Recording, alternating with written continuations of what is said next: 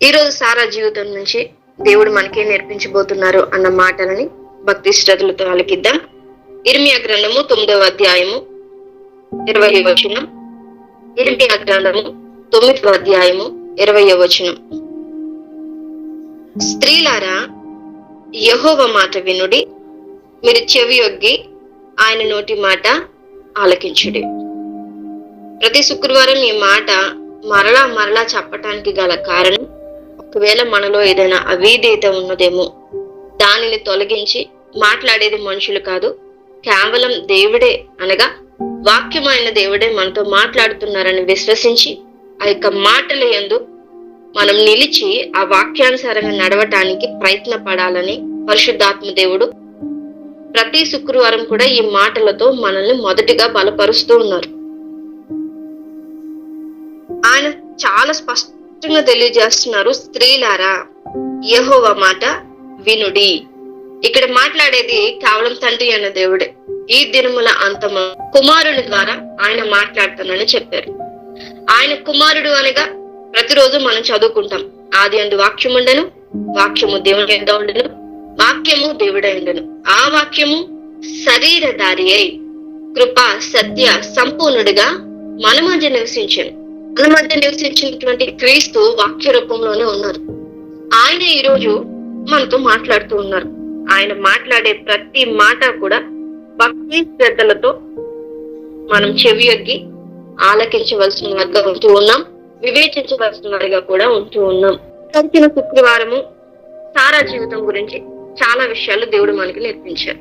అసలు సారా అంటే ఎవరు? ఆ సారాయి మొదటి పేరు సారాయిగా ఉంది. ఆ సారాయి అన్న మాటకి అర్థం ఏమిటి?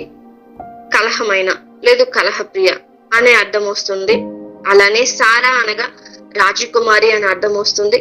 అబ్రహాముకి సారాకి వివాహం జరిగిన తర్వాత వారు ఏ రీతిగా తన తండ్రి ఇంటను విడిచి బయలు వెళ్ళారు, ఏ విశ్వాసాన్ని బట్టి ఆమె స్త్రీ ధర్మం నిలిచిపోయిన తరువాత మరలా గర్భవతి కావటానికి ఎటువంటి విశ్వాసము ఆమెకు ఉపయోగపడింది, తను మరలా శక్తి పొందుకోవటానికి విశ్వాసాన్ని బట్టి ఎలా దేవుని సన్నిధిలో నిలవగలిగింది, ఈ విషయాలన్నీ చాలా స్పష్టంగా దేవుడు మనకు నేర్పించారు.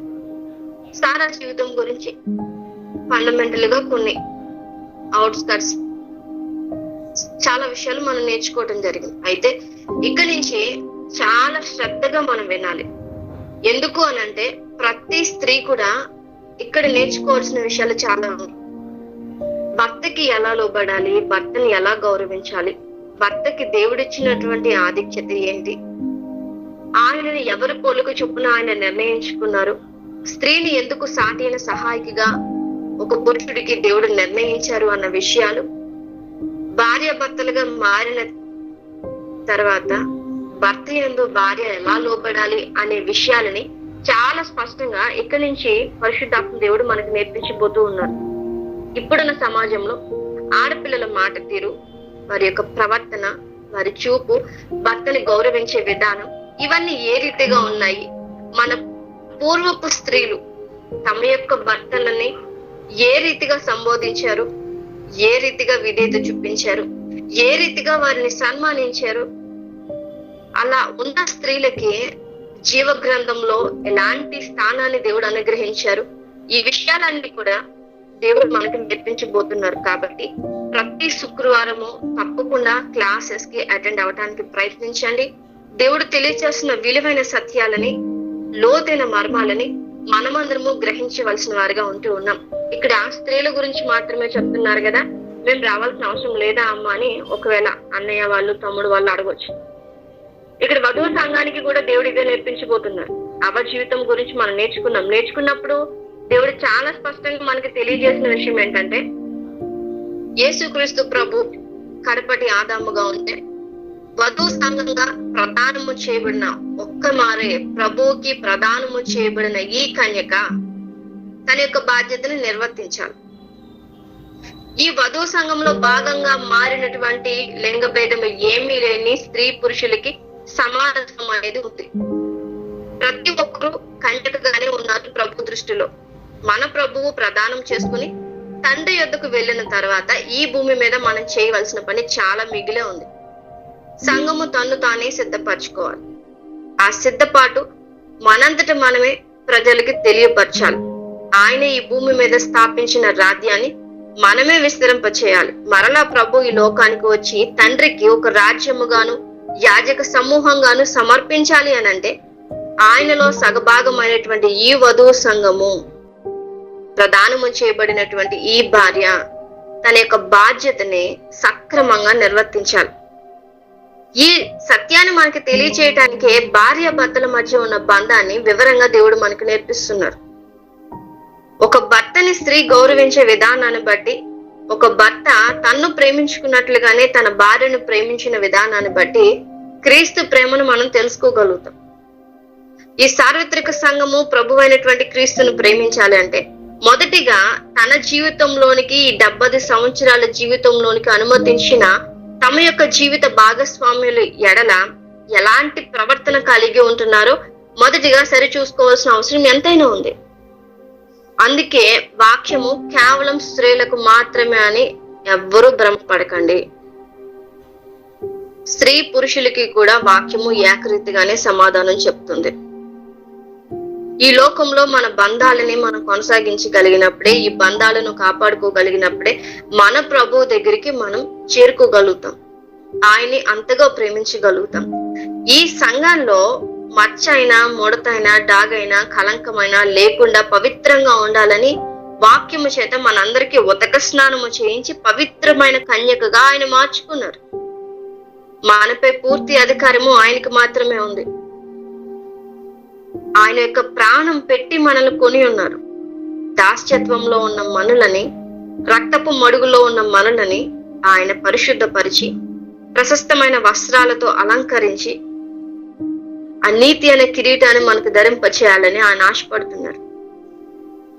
మరి ఆయన ఆశను మనం నెరవేర్చాలంటే ఆయన హృదయ స్పందన ఏమై ఉంది, మన పూర్వీకుల జీవితాల నుంచి ఆయన మనకి ఏం నేర్పించబోతున్నారు అన్న సత్యాలని ప్రతి ఒక్కరూ చాలా జాగ్రత్తగా నేర్చుకోవాలి. అందుకే ఈ విషయాలన్నీ మళ్ళా జ్ఞాపకం చేయాల్సి వచ్చింది. అయితే ఈ రోజు సారా జీవితం నుంచి దేవుడు మనకి నేర్పించబోతున్నారు అని అంటే, దేవుని ఆశ్రయించి భర్తకు విధేయురాలైన సారా జీవితం గురించి మనం నేర్చుకుంటున్నాం. దేవుణ్ణి ఆశ్రయించి భర్తకు విధేయురాలైన సారా, ఈ విషయాలన్నీ కూడా మనం ఆదికాండంలో చూడగలుగుతాం. ఆదికాండము 12వ అధ్యాయము 1 నుంచి 5 వచనాలు మనం ధ్యానిద్దాం. ఆదికాండము 12వ అధ్యాయము 1 నుంచి 5 వచనాలు.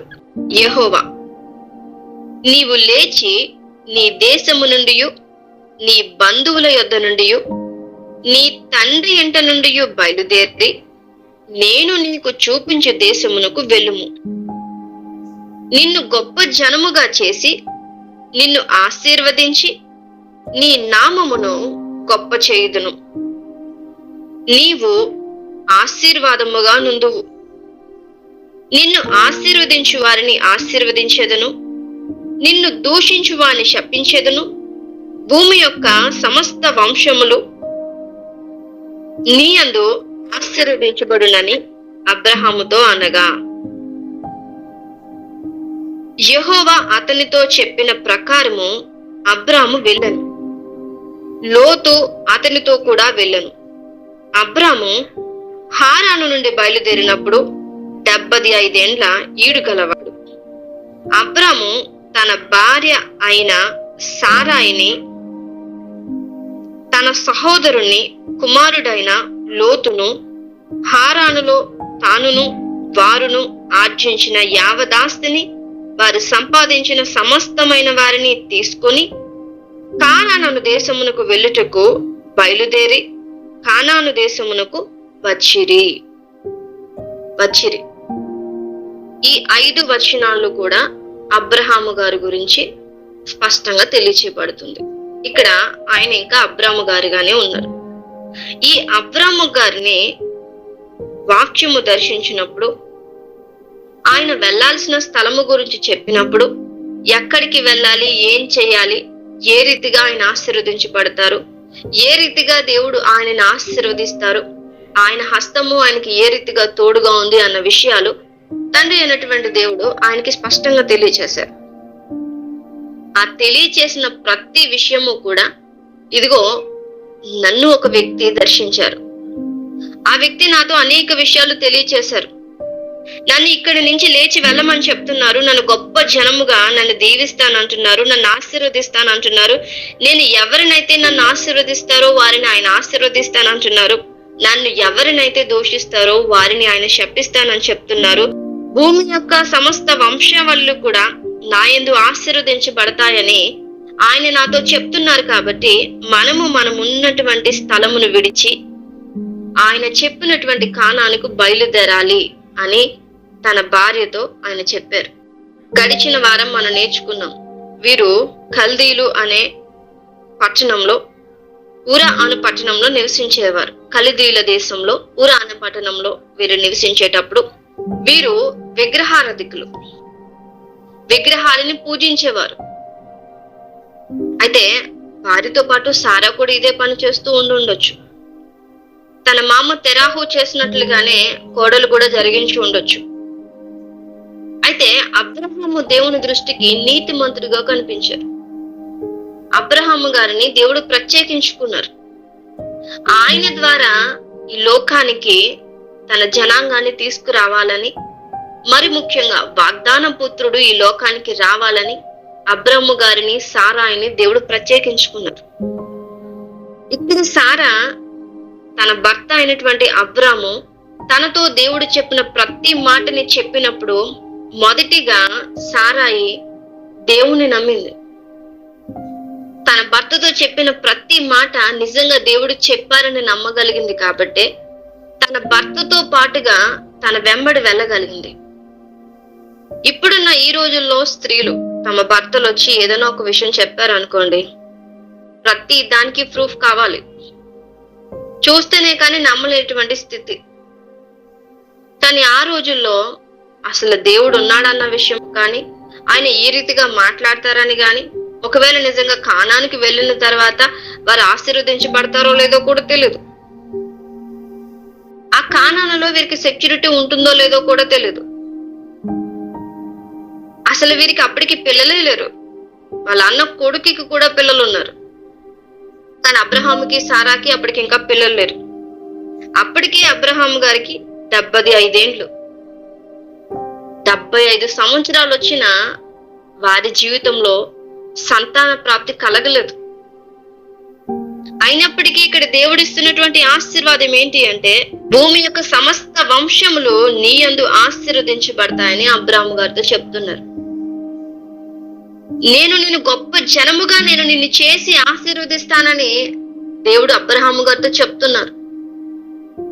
సరే, అబ్రహాము గారు ఈ మాటను నమ్మి ప్రయాణం మొదలు పెట్టారే అనుకోండి. ఒక స్త్రీగా సారా నమ్మవలసిన అవసరం లేదు కదా. అసలు మనకి పిల్లలే లేరు, భవిష్యత్తులో మన యొక్క జనాంగము విస్తరిస్తుందని మీరు ఎలా నమ్ముతున్నారు? అసలు మీతో మాట్లాడేది దేవుడేనా? మీరు భ్రమపడుతూ ఉన్నారేమో, మీరు కలగంటూ ఉన్నారేమో, మీరు చూస్తుంది అబద్ధమేమో. ఎందుకు మన జీవితాలని కష్టంలో నెట్టేస్తున్నారు? మనం ఎంతో సంతోషంగా ఉన్నాం. మనం చేసే విగ్రహాలను బట్టి, ఆ యొక్క విగ్రహారాధన బట్టి మనం సంతోషంగా ఉన్నాం. దీన్ని విడిచి, మన సొంత ఊరిని విడిచి, మన సొంత వారిని విడిచి వెళ్ళిపోవాల్సిన అవసరం మనకేమీ లేదు అని ఆ సమయంలో సారా చెప్పే అవకాశాలు ఉన్నాయి. కానీ సారా ఈ ఒక్క మాట కూడా మాట్లాడకుండా దేవుణ్ణి ఆశ్రయించింది. దేవుడు చెప్పిన మాటకి విధేయత చూపించి తన భర్తకి దేవుడు ఏదైతే చెప్పారో ఆ మాటను తను కూడా నమ్మి తన భర్త వెంటే తన అడుగులు వేస్తూ వెళ్ళింది. అందుకే మొదటిగా దేవుని ఆశ్రయించిన సారా అని మనం చెప్పుకుంటూ ఉన్నాం. ఏ ఆశయం లేని సమయము, ఆ సమయంలో వారికి ఎలాంటి ఆశ లేదు. వారు వృద్ధాప్యానికి చేరువుగా ఉన్నారు. సంతాన ప్రాప్తి ఉంటుందో లేదో కూడా తెలియని పరిస్థితి. అయినప్పటికీ వీరు విశ్వసించగలిగారు, దేవుడు చేసినటువంటి వాగ్దానాన్ని నమ్మగలిగారు. అందుకే వీరు విశ్వాసానికి తండ్రిగా, తల్లిగా పిలువబడుతూ ఉన్నారు. అలాంటి అబ్రహాముకి తండ్రి స్థానాన్ని దేవుడు ఇచ్చారు. ఆయన ఇచ్చినటువంటి వాగ్దానము ఆనాడు వారు చూడలేకపోవచ్చు, కానీ ఈ రోజు అక్కడ చేసిన వాగ్దానం ఏదైతే ఉందో అదే వాగ్దానము ఈ రోజుకి నెరవేర్చబడుతూనే ఉంది. ఈ భూమి మీద ఉన్న సమస్త వంశావళులు కూడా కేవలం అబ్రహాము సంతతిని బట్టే ఆశీర్వదించబడుతుంది. సైంటిఫిక్ గా ఈ భూమి మీదకి వచ్చిన ప్రతి వస్తువు, ఎలక్ట్రికల్ గ్యాజెట్ ఏదైనా ఆ ఇజ్రాయేలు జనాంగం వారు యూదులు కనిపెట్టిందే. అబ్రహాము నుంచి వచ్చిన వారి టెక్నాలజీని అంతా ఈ ప్రపంచానికి పరిచయం చేశారు. ఈ రోజు మనం వెలుగు చూడగలుగుతున్నామంటే ఒక యూదుడు దాన్ని సిద్ధపరిచారు. ఈ పవర్ ని ఒక యూదుడు సిద్ధపరిచారు. మనం వాడుతున్న ప్రతి గ్యాజెట్ ని కూడా ఆ యూదులే సిద్ధపరిచారు. దేవుడిచ్చినటువంటి వాగ్దానము ఎన్నటికీ మేరరండి. ఆయన చెప్పింది చేసే దేవుడు. ఆయన వాగ్దానం ఇచ్చినవాడు ఎన్నడూ మాట తప్పేవాడు కాదు. ఆయన తప్పక నెరవేర్చేవాడు. ఆనాడు అబ్రహాముకి ఇచ్చిన వాగ్దానం ఈ రోజుకి, ఈ జగత్ ఉన్నంత వరకు నెరవేర్చబడుతూనే ఉంటుంది. సమస్త భూమి మీద ఉన్న వంశావళులన్నీ ఇజ్రాయెల్ వైపే చూస్తాయి. ఏదైనా కష్టకాలం వచ్చినా, యుద్ధ సమయంలో వారికి పరికరాలు కావాల్సి వచ్చినా, ఎలాంటి అవసరమైనా వారందరూ చూసేది ఆ ఇజ్రాయెల్ జనాంగం వైపే, ఆ యూదుల వైపే. దేవుడిచ్చిన వాగ్దానం ఆ రీతిగా ఆయన నెరవేరుస్తూనే ఉన్నారు. అడిగిన మనం మర్చిపోవచ్చు, విజ్ఞాపన చేసిన మనం మర్చిపోవచ్చు, కానీ ఆలకించిన ప్రభు, నీకు ఇస్తానని వాగ్దానం చేసిన ప్రభు ఎన్నటికీ దానిని విడిచిపెట్టే దేవుడు కాదు. అయితే మొదటిగా మనం నమ్మాలి. చూసి నమ్మిన వారి కంటే చూడక నమ్మిన వారు ధన్యులు. ఆనాడు అబ్రహాము గారికి ఇలాంటి ఎగ్జాంపుల్స్ ఎవరూ లేరండి వారిని నమ్మటానికి. ఈ రోజు అబ్రహాము గారిని మనం ఎగ్జాంపుల్ గా పెట్టుకుని ఈ బైబిల్ గ్రంథంలో చెప్పబడుతున్న అనేక మంది భక్తుల జీవితాలను ఆధారం చేసుకుని, ఆ ప్రభువా నేను కూడా నిరీక్షిస్తానయ్యా, అటువంటి కృప నాకు ఇవ్వండి అని చెప్పి ప్రార్థన చేయగలుగుతున్నాం. కానీ ఆనాడు జీవ గ్రంథం లేదు, ఆజ్ఞలు లేవు, ఏ ఒక్కరికి కూడా ఒక నిరీక్షణ అనేది లేదు. ఒక గుడ్డి నమ్మకం, ఒక గుడ్డి విశ్వాసం. ఒక స్వరము నాకు వినిపించింది, ఆయనే దేవుడు, ఆయన చెప్పింది నేను చేస్తాను, ఆయన వెళ్ళమని దారిలోనే నేను వెళ్తానని చాలా నమ్మకంగా వెళ్ళిపోయారు ఆయన. కానీ ఇంతమంది జీవితాలు మన కళ్ళ ముందు ఉదాహరణగా కనిపిస్తున్న వాక్యాన్ని వెంబడించలేనటువంటి స్థితి మనది, నిరీక్షించలేనటువంటి స్థితి మనది. ఏం నేర్చుకుంటున్నాం మనం? దేవుని ఏ రీతిగా ఆశ్రయిస్తున్నాం? ఆనాడు సారాయి తన భర్త మాటను నమ్మి తండ్రి అయినటువంటి దేవుణ్ణి ఆశ్రయించింది. తన భర్త వెంబడి నడిచిందే ఆమె. ఆమె ఏ రీతిగా లోబడిందో మనం చూస్తూనే ఉన్నాం. అటువంటి లోబడి తత్వము ప్రతి స్త్రీకి ఉండాలి. చాలా మంది స్త్రీలు తమ యొక్క భర్తల సేవా పరిచర్యకి ఆటంకంగా మారిపోతూ ఉంటారు. సువార్త పని జరగనివ్వరు, వాక్యానుసారంగా వారిని ముందుకు పోనివ్వరు, ప్రార్థించడానికి సమయాన్ని వెచ్చించరు. వీరు ప్రార్థించకపోగా తన యొక్క భర్త ప్రార్థనకి గౌరవించడం కూడా తెలియనటువంటి స్థితిలో ఈ రోజు అనేక మంది దైవజనురాళ్ళు అని పిలువబడుతున్న వారు ఉన్నారు. వీరందరూ సారా జీవితం గురించి చాలా స్పష్టంగా నేర్చుకోవాలి. తమ భర్త సేవా పరిచయంలో ఉంటుంటే అనేక మంది స్త్రీలు చెప్పే మాట, దానివల్ల మనకి ఏం కలిసి వస్తుంది? ఉద్యోగం చేయకుండా, సంపాదించకుండా, దేవుని సేవ అంటూ ఇష్టం వచ్చినట్టు ఊర్లు బట్టి తిరుగుతున్నారు, మమ్మల్ని ఊర్లు బట్టి తిప్పుతున్నారు, పిల్లల జీవితాన్ని పాడు చేస్తూ ఉన్నారు. దీనివల్ల ఏంటి మాకు ఉపయోగం? ఎప్పుడో దేవుడు ఏదో ఇస్తారని చెప్పి ఈ రోజు మన జీవితాలను నాశనం చేసుకోవాలా అన్న ప్రశ్న చాలా మంది సేవకుల యొక్క భార్య జీవితాలలో, వారి యొక్క ఆలోచనలో మెదులుతూ ఉంటే కొంచెం మంది నోటికి పని బాగా చెప్తూ ఉంటారు. ఎందుకంటే ఆడవాళ్ళు చాలా చక్కగా మాట్లాడతారు కాబట్టి. అలాంటి స్థితిలో కూడా సేవ చేస్తున్న దైవజనులు ఎంతో మంది మన కళ్ళ ముందే కనిపిస్తూ ఉన్నారు. తమ భర్తలకి సాటి అయిన సహకారులుగా ఉండరు, తమ భర్తల పనులు పాలిపంపులు పంచుకోరు. ఎందుకు లోకానికి వచ్చిందో, తన భర్తకి ఎందుకు సాటి అయిన సహకారిగా వచ్చిందో అన్న విషయము కూడా తెలుసుకోలేనటువంటి అజ్ఞానంలో బ్రతుకుతున్న స్త్రీలు ఎంతో మంది ఉన్నారు. అలాంటి స్త్రీలు అందరూ ఆది కాండము 12వ అధ్యాయము 1 నుంచి 3 వచనాలు చాలా శ్రద్ధగా చదవాలి, ధ్యానించాలి. ఈ రోజు మన ఇంటికి ఒక ఆశ ఉంది, కానీ ఆనాడు సారాకి ఎలాంటి ఆశ లేదు, ఎలాంటి నిరీక్షణ లేదు, ఎలాంటి హోప్ కూడా లేదు ఆ రోజుల్లో వాళ్ళకి. దేన్ని బట్టి నమ్మాలి వాళ్ళు? తన భర్త మాటను బట్టి. తన భర్త నమ్మాడు అంటే ఇది నిజమే, నా భర్త నడిపిస్తున్నాడంటే అవును, దేవుడు తనని నడిపిస్తున్నారు కాబట్టి నన్ను తీసుకువెళ్ళేది సత్య మార్గమే. అది ఏదైనా సరే నేను తప్పక నా భర్త వెంబడే వెళ్తానని చెప్పి తన భర్త వెంటే ప్రయాణం మొదలు పెట్టింది. అలాంటి స్త్రీమూర్తి ఈ రోజు మనకి తల్లిదండ్రులు. చాలా మంది స్త్రీలు సారా పేరు పెట్టుకుంటారు. ఈ రోజు సారాగా మారినటువంటి మా భర్తలకి లోబడలేనటువంటి స్థితి. అలాంటి అజ్ఞానంలో ఎంతో మంది స్త్రీమూర్తులు బ్రతుకుతూ ఉన్నారు. కానీ ప్రతి ఒక్కరికి దేవుడు చాలా స్పష్టంగా తెలియజేస్తున్నారు, మీ యొక్క భర్తలకి మీరు లోబడటం అనేది చాలా ప్రాముఖ్యం.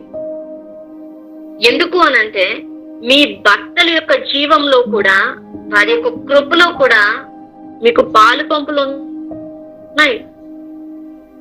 వారు చేసే సేవా పరిచయకి మీరు ఆటంకంగా మారితే మీకు శిక్ష చాలా కఠినంగా ఉంటుంది. వారు చేసే సేవా పరిచయలో మీరు పాలు పంపులు పంచుకుని వారికి అప్పగించిన బాధ్యతను మీరు సక్రమంగా నిర్వర్తించగలిగితే దేవుడు వారికి ఇచ్చినటువంటి కృపకి మీరు పాత్రలుగా. మరైతే ఈ మాటకి మొదటి పేతురు రాసిన పత్రిక 3వ అధ్యాయము 7వ వచనం. అటువలనే పురుషులారా, జీవమను కృపావరములో మీ భార్యలు మీతో పాలివారై ఉన్నారని ఎరిగి. దేవుడు చాలా స్పష్టంగా తెలియచేశారు. పురుషులారా, జీవమను కృపావరములో మీ భార్యలు, వివాహమైన ఆడవాళ్ళే కాని, కావలసిన బిడ్డలే గాని, దేవుడు మీకే స్పష్టంగా చెప్తున్నారు, మీ భర్తల యొక్క జీవంలో వారికి దేవుడు అనుగ్రహిస్తున్న కృపా వరములో మీరు కూడా పాలి భాగస్థులై ఉన్నారట. పాలి భాగస్థులుగా ఉన్నారు కాబట్టి మీరు ఇంకా శ్రద్ధగా దేవుని పిలుపుకు లోబడాలి. సారా ఎలా అయితే దేవుని పిలుపుకు లోబడిందో, ఈ రోజు మీరందరూ కూడా అలానే దేవుని పిలుపు మీకు ప్రత్యేకంగా రాదండి. మీ భర్తకి మీ దేవుని పిలుపు అందింది అంటే అందులో మీరు పాలు భాగస్సులుగా ఉన్నారు. మా భర్తను పిలుచుకుంటే మేమెందుకు సేవా పరిచయం చేయాలి, ఆయన సేవ ఆయనదే, నేను లోకాన్ని విడిచిపెట్టను, నా జీవితాన్ని నేను మార్చుకోను అని అంటే అది ఎంత మాత్రము మనకు తగినది కాదు. ఎందుకు అనంటే మీరు మీ భర్తలకి సాటి అని సహకారిగా ఉండటానికి మాత్రమే నిర్ణయించబడ్డారు. మీ కొరకు పురుషులు నిర్ణయించబడలేదు, కానీ పురుషుల కొరకు మీరు నిర్ణయించబడ్డారు. మొట్టమొదటిగా ఈ సృష్టిలో దేవుడు నిర్మించింది నరుడినే. నరుడు ఒంటరిగా ఉండడం మంచిది కాదని ఆయన ఎరిగి సాటి అయిన సహకారిని చెయ్యాలనుకుని ఆయనలో నుంచే ఒక ఎముకని తీసి తననే సాటి అయిన సహకారిగా ఆ ఆదాముకి బహుమానంగా ఇచ్చారు. ఆదికాండము 2వ అధ్యాయము మనం చదివితే ఆదాము అవ్వ యొక్క నిర్మాణాన్ని మనం చూడగలుగుతాం. ఈ విషయాలన్నీ అవ్వ జీవితం గురించి నేర్చుకున్నప్పుడు ప్రభు సాటి అయిన సహకారిగా ఎలా ఉండాలి, బాధ్యత కలిగి ఎలా ఉండాలి, ఈ రోజు మనం ఏ రీతిగా ఉంటున్నాం అనే విషయాలు చాలా స్పష్టంగా నేర్పించారు. ఒకవేళ ఆ క్లాసెస్ వినని వారు ఎవరైనా ఉంటే ఖచ్చితంగా యూట్యూబ్ లో అన్న అప్లోడ్ చేశారు, వాటన్నింటినీ దయచేసి వినండి. ఇక మీ యొక్క భర్తల జీవంలోను కృపలోను మీరెందుకు పాలిభాగస్సులుగా ఉన్నారు అన్న ప్రశ్న కనుక అడిగితే అదే ఆదికాండము 2వ అధ్యాయము 24వ వచనం. ఆదికాండము 2వ అధ్యాయము 24వ వచనం. కాబట్టి పురుషుడు తన తండ్రిని తన తల్లిని విడిచి తన భార్యను హత్తుకొనును, వారు ఏక శరీరమై ఉందురు. ఆమేన్. మీరిరువురు వేరు వేరు కాదని వాక్యం చాలా స్పష్టంగా తెలియజేస్తుంది, ఆది అందే తెలియజేస్తుంది. పురుషుడు తన తండ్రిని తల్లిని విడిచి తన భార్య అయినటువంటి మిమ్మును హత్తుకొని ఉంటారట. మీరిరువురు కూడా యాక శరీరులు. మీరు యాక శరీరులు కాబట్టే మీ భర్త యొక్క కృపలోని, మీ భర్త యొక్క జీవంలోను మీకు పాలు పంపులు దేవుడు అనుగ్రహించారు. కాబట్టి మీ భర్తకి ఏ పిలుపు అయితే వచ్చిందో ఆ పిలుపుకు మీరు లోబడాల్సిందే. మీ భర్త చేస్తున్నటువంటి సేవా పరిచర్యలో మీరు పాలు భాగస్సులుగా ఉండాల్సిందే. మీ భర్త నడుస్తున్న ఆ సత్య అన్వేషణ త్రోవలో మీరు వారి వెంబడి వెళ్లాల్సిందే. మన పూర్వీకురాలైనటువంటి విశ్వాసానికి తల్లిగా పిలువబడుతున్న సారాయి ఆ రీతిగానే తన భర్తను వెంబడించింది. దేవుని పిలుపుకు లోబడి తన భర్తను వెంబడించిన స్త్రీమూర్తిగా మన కళ్ళ ముందు ప్రత్యక్షంగా కనిపిస్తూ ఉంది. ఈ విషయాలన్నీ దేవుడు ఎందుకు తెలియజేస్తున్నారంటే ఈ యుగాంతమందున్న మనకి బుద్ధి కలగటానికి, మన పూర్వీకుల జీవితాలను మన కళ్ళ ముందు దృష్టాంతంగా ఉంచి అనేక మర్మయుక్తమైన విషయాలని మనకి తెలియజేస్తూ ఉన్నారు. ఈ విషయాలనే మన యొక్క హృదయంలో మనం ముద్రించుకోవాల్సిన వారిగా ఉంటున్నాం, అన్వేషించవలసిన వారిగా ఉంటున్నాం. ఈరోజు వివాహ బంధం అంటే ప్రతి ఒక్కరికి చాలా టేక్ ఇట్ ఈజీగా ఉందండి. పెళ్ళైన 6 నెలలకి విడాకులు తీసుకోవడానికి చాలా సిద్ధంగా ఉంటున్నారు. చాలా ఈజీగా నాది నీది అని వ్యత్యాసాలు చూపిస్తూ ఉన్నారు. అమ్మాయికి కోపం వచ్చిందంటే నేను మా పుట్టింటికి వెళ్ళిపోతానని చెప్పి వెంటనే ఈజీగా వెళ్ళిపోతుంది. అసలు నీకెక్కడుంది పుట్టిల్లు? నువ్వు నీ భర్తలో సగభాగము. నీ భర్తకి మాత్రమే నీ సొంతము. నీ భర్త ఎక్కడుంటే అదే నీ ఇల్లు. నీ భర్త ఏ ఆశ్రయం లేనటువంటి చెట్టు కింద నిన్ను నిలవబెట్టినా అదే నీకు భవనం లాగా నువ్వు స్వీకరించగలగాలి. లోకానుసారంగా ఆలోచించే ఆడపిల్లలు ఎవరైనా సరే మీకు నచ్చిన జీవితం మీరు బ్రతకొచ్చు, కానీ నాకు వాక్యం కావాలి, వాక్యం నడిపింపు కావాలి, దేవుడు నేను ఎలా ఉండాలని కోరుకుంటున్నారు ఆ రీతిగా నేను బ్రతకాలని కోరుకుంటున్న వారు ఎవరైనా సరే సారాయిని చూసి నేర్చుకోండి. తన సొంత ఊరిని, నా అనుకున్న వారిని, తన సమాజాన్ని, తన యొక్క ఆరాధనని, ప్రతి దానిని తన భర్త కోసం విడిచిపెట్టింది. మొదటిగా తన భర్త కోసం, తన భర్తకి పూర్తిగా లోబడింది. తన భర్త చెప్పిన ప్రతి మాటను తను నమ్మింది. తన భర్త చెప్పిందే సత్యమని ఎరిగి తన భర్త వెంబడిపోయింది. తన గమ్యస్థానం ఏంటో తనకి తెలీదు. వెళ్ళిన తర్వాత తన జీవితం ఏమవుతుందో తెలీదు.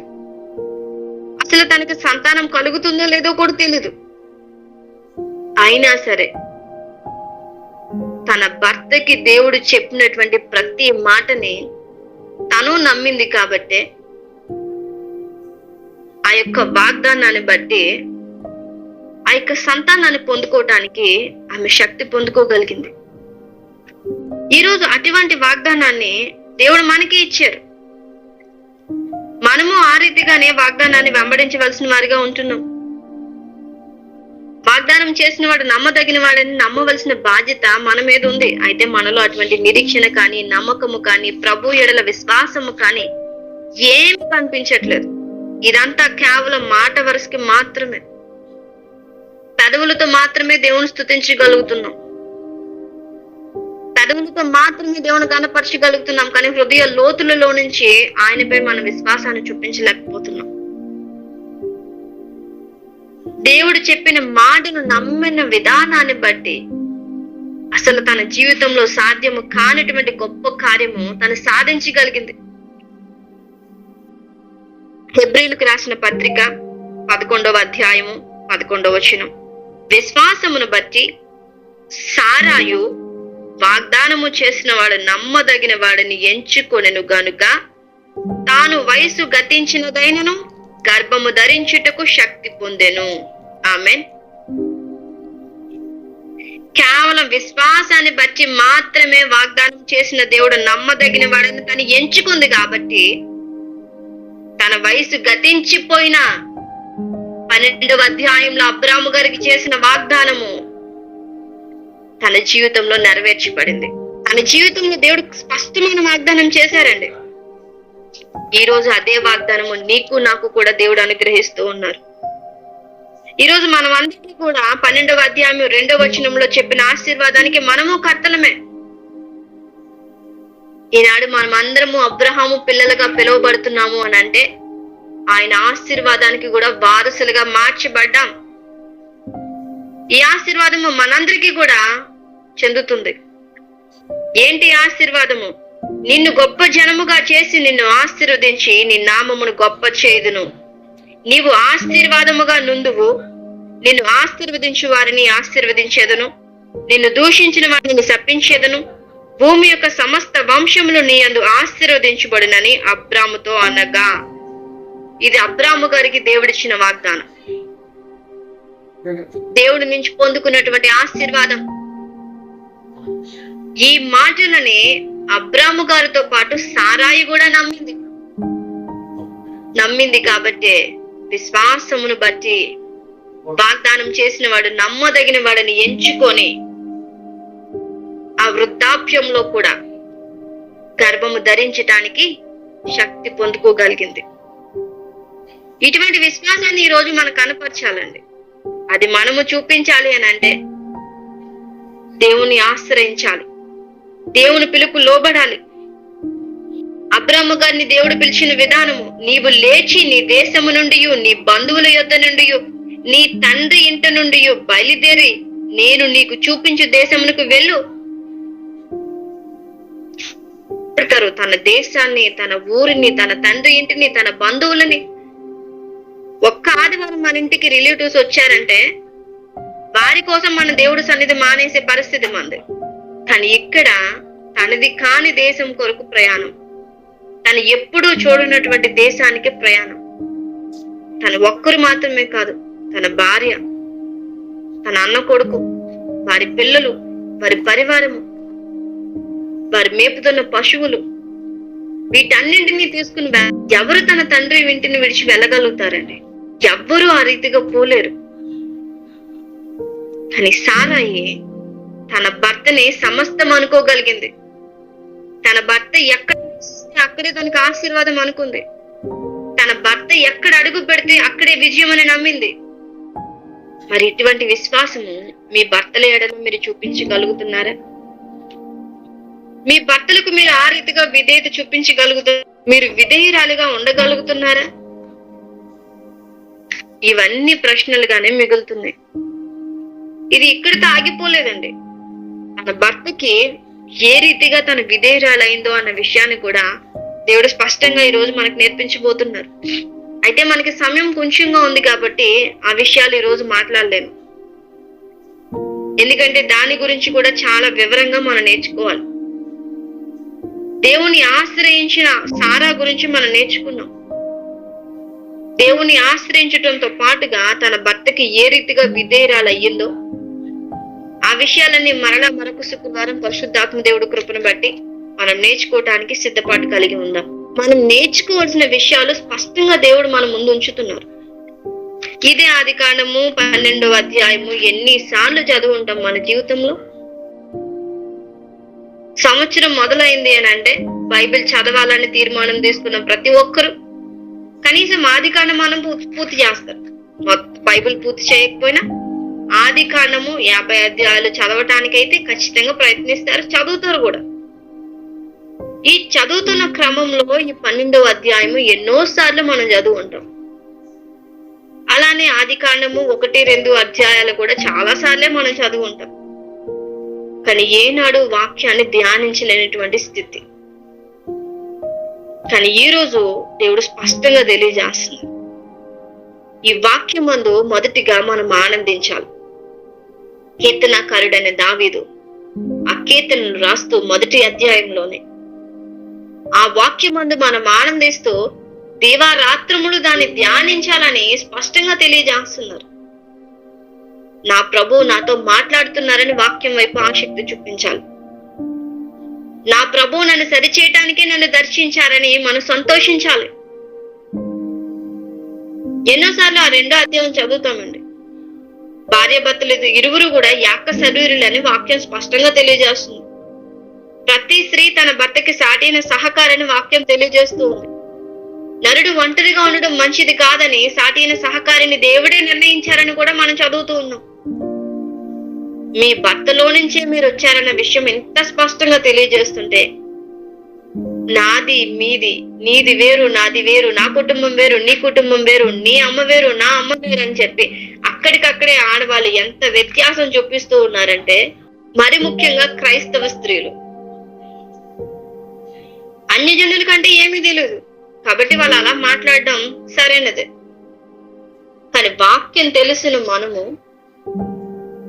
వాక్యం కొరకు బ్రతకాలనుకుంటున్న మనము, మరి ప్రాముఖ్యంగా ప్రభు సేవలో ఉంటున్న మనము మాట్లాడే విధానము ఏ రీతిగా ఉంటుంది, మన ప్రవర్తన ఏ రీతిగా ఉంటుంది, మన ఆలోచన ఏ రీతిగా ఉంటుంది, సమాజానికి మనం ఏం నేర్పిస్తూ ఉన్నాం. దేవుడు మనలాంటి వారి కొరికే సూటిగా ఒక్కటే మాట అంటున్నారు, మిమ్మల్ని బట్టే కదా అన్యుల ఎదుట నా నామము దూషించబడుతూ ఉంది. మీరు మీ భర్తను పిలిచే పిలుపు, మీ భర్తతో మీరు మాట్లాడే విధానము, ఆయనకు మీరు లోబడే విధానము, ఆయనతో మీరు ప్రవర్తించే ప్రవర్తన ప్రతిదీ కూడా సమాజం చూస్తూనే ఉంటుంది. ఒక క్రైస్తవ స్త్రీ అయి ఉండి తన భర్తతో ఏంటి ఇలా మాట్లాడుతుంది? సమాజం ఏదైతే చూపించడానికి సిద్ధంగా ఉంటుందండి. మనం ఒక దైవ సావుకురాలుగా ఉండి తన భర్తను ప్రేమించలేనటువంటి ఆడవాళ్ళు ఎంతో మంది ఉన్నారు. తన భర్త సేవలో సహకారిగా ఉండలేనటువంటి ఆడవాళ్ళు ఎంతో మంది ఉన్నారు. మీరు సహకారులుగా ఉండకపోయినా పర్లేదండి, భర్తలను మాత్రం దేవుని సేవకి దూరం చేసే ప్రవృత్తి మాత్రం మీలో నుంచి తీసివేయండి. మీరు వాక్యం ప్రకటించకపోయినా ప్రార్థించకపోయినా ఆయన కృపలో మీకు దేవుడు భాగం ఖచ్చితంగా ఇచ్చారు. అయితే వారి సేవకి మీరు ఆటంకంగా మారి దేవుని కోపానికి మాత్రం అస్సలు ఎట్టి పరిస్థితుల్లోనూ లోను కాకండి. ఆయన దహించు అగ్నేయే ఉన్నారు. భర్తకి మీరు సాటైన సహకారిగా లేకపోతే అవ్వ ఆ రీతిగా లేకే ఈ లోకానికి ఈ పాపాలను శాపాలను తెచ్చిపెట్టింది. తనకు అప్పగించిన బాధ్యతను సక్రమంగా నిర్వర్తించలేకపోయింది. ఈ రోజు అవ్వలా మాత్రం మీరు ఉండకుండా ఉండాలనే దేవుని యొక్క ఆశ. సారాలాగా మారాలి మీరు. సారాయి తన భర్తను వెంబడించినట్లే మీరు దేవుణ్ణి నమ్మి మీ భర్త నడిపించిన ప్రతి దారిలోనూ ముందుకు పోవాలి. మీ భర్తకి మీ సహకారాన్ని అందించాలి. మీ భర్త పనిలో మీరు పాలు పంపులు పంచుకోవాలి. ఆయన జీవానికి కృపకి మీరు పాత్రలుగా మారాలి. అదే దేవుడు మీ నుంచి కోరుకుంటున్నారు. అదే స్పష్టంగా దేవుడు మీకు తెలియచేస్తూ ఉన్నారు. ఒకవేళ మీ భర్త ఆత్మీయంగా లేనటువంటి స్థితిలో ఉంటే మీ భర్త ఆత్మీయత కొరకు ప్రార్థించండి. మీరు ఏది అడిగినా కాదు లేదు అనకుండా ఇవ్వటానికి మీ తండ్రి సిద్ధంగా ఉన్నారు. మీరు నా యందును నా మాటను మీ యందును నిలిచిన ఎడల మీకు ఇది ఏది ఇష్టం అడుగుడి, అది నేను మీకు దయచేస్తానని స్పష్టంగా తెలియజేశారు. ఈ రోజు నా భర్త ప్రభు సేవలో ఉండాలని మీరు బలంగా కోరుకుని ప్రభు సన్నిధిలో మోకరిస్తే ఆయన ఇవ్వకుండా ఉండగలరా? ఖచ్చితంగా ఇస్తారు. మా అమ్మగారు ఆ రీతిగానే ప్రార్థించేవారండి. మా తండ్రి విషయంలో ఆయన లోకానుసారంగా ఉంటూ ఉన్నప్పుడు అమ్మ ఎప్పుడు ప్రార్థించేది, దేవుడు ఖచ్చితంగా దేవుని సేవలో డాడీ ఉండాలని, ఆ దేవుని సేవలో కొనసాగాలని. కానీ నా తల్లి చేసినటువంటి ప్రార్థన, ఆమె కాచిన కన్నీరు ఎంత మాత్రమూ వృధా పోలేదు. ఆయనతో పాటుగా తన బిడ్డలు కూడా సేవా పరిచయలో ఉండేటట్టు నా తండ్రి ఆశీర్వదించారు.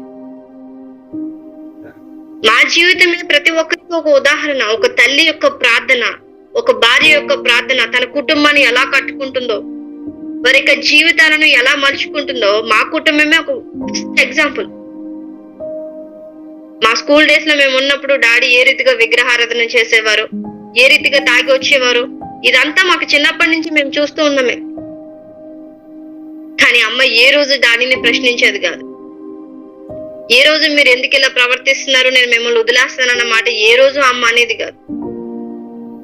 ఎప్పుడు ప్రభు పాదాల దగ్గర పడి తన యొక్క భర్తలో మార్పు కొరకు ప్రార్థించింది. నాకు తెలిసి అమ్మ 18 సంవత్సరాలు నిరీక్షించింది. ఆ 18 సంవత్సరాల నిరీక్షణ ఒక్క 3 సంవత్సరాలలో పరిశుద్ధాత్మ దేవుడు సహాయంతో అపరిమితమైన జ్ఞానాన్ని తన భర్తకి దయచేశారు. ఆ జ్ఞానాన్ని విరివిగా ఉచితంగా మనం అందరము పొందుకోవటానికి దేవుడు కృపణిస్తూ ఉన్నారు. ఈ రోజు ప్రతి స్త్రీకి అసాధ్యమైనది ఏదీ లేదండి. ఒక స్త్రీ తండ్రి సన్నిధిలో మోకరించి ప్రార్థన చేస్తే సాధ్యము కాని దానిని కూడా సాధ్యపరచగలిగే దేవుడు ఆయన. ఎర్ర సముద్రాన్ని 2 పాయలుగా చేసిన దేవునికి నీ భర్తను మార్చటం కష్టమా? అరణ్య మార్గంలో ఇజ్రాయేల్ జనాంగాన్ని నడిపించిన దేవునికి నీ భర్తని సత్యం వైపు నడిపించడం అసాధ్యమా? ప్రార్థించండి. మీ భర్త అడుగు జాడలో మీరు నడవాలని దేవుని కోరుకోండి. మీ భర్త యొక్క కృపకు మీరు పాత్రలుగా ఉండాలని ఆశించండి. దేవుడు ఖచ్చితంగా మీ ప్రార్థనకి జవాబు దయచేస్తారు.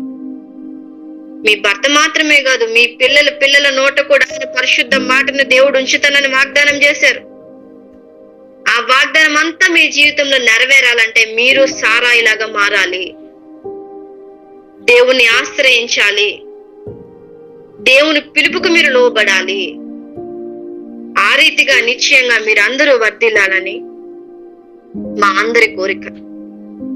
ఈనాడు సారా జీవితంలో జరిగినటువంటి అద్భుతమే ఇకపై అటువంటి విశ్వాసము, అటువంటి ఆశీర్వాదము మనందరి జీవితంలో నెరవేర్చబడును గాక. ఆమేన్. మహాపరిశుద్ధ ప్రేమ గల మా తండ్రి, నీ ఘనమైన దివ్య నామమునికే స్తుతులు స్తోత్రములు చెల్లించుకుంటున్నామయ్యా. నీవిచ్చిన కృపను బట్టి వందనాలు తండ్రి. నీ యొక్క పరిశుద్ధ వాక్యాన్ని ధ్యానించడానికి దేవా, నీ ప్రియ బిడ్డల మధ్య వాడబడటానికి మీరు ఇచ్చిన కృపను బట్టి వందనాలు తెలియజేస్తున్నా.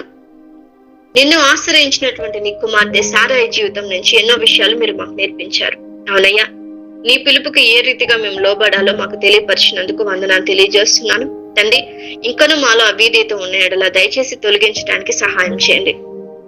మేమును కూడా నీ మాటకు విధేయత చూపించి నీ సేవా పరిచర్యలో భర్తలకి పాలు పంపులుగా ఉండటానికి ఆయనకు మీరు అనుగ్రహించిన జీవమునకును కృపకును మేము పాలు పంపులు పంచుకునే వారిగా ఆయన సేవా పరిచర్యలో సాటిన సహకారులుగా ఉండులాగన బాధ్యతను సక్రమంగా నిర్వర్తించేలాగన కృప చూపించమని వేడుకుంటున్నాం. వధువు సంఘంలో భాగంగా పిలువబడుతున్న మేము అందరము తండ్రి నీ మాటకు విధేయత చూపిస్తూ నిన్ను వెంబడిస్తూ నిన్ను అనుసరించగలిగే కృపను దయచేయండి దేవా. నీ యొక్క మాటల ద్వారా మమ్మల్ని దర్శించారు. వాక్యమనే అర్థం యొద్దకు మీరు మమ్మల్ని తీసుకుని వెళ్ళారు అయ్యా. మాలో ఉన్న లోపాలను మీరు ఎత్తి చూపించారు అయ్యా.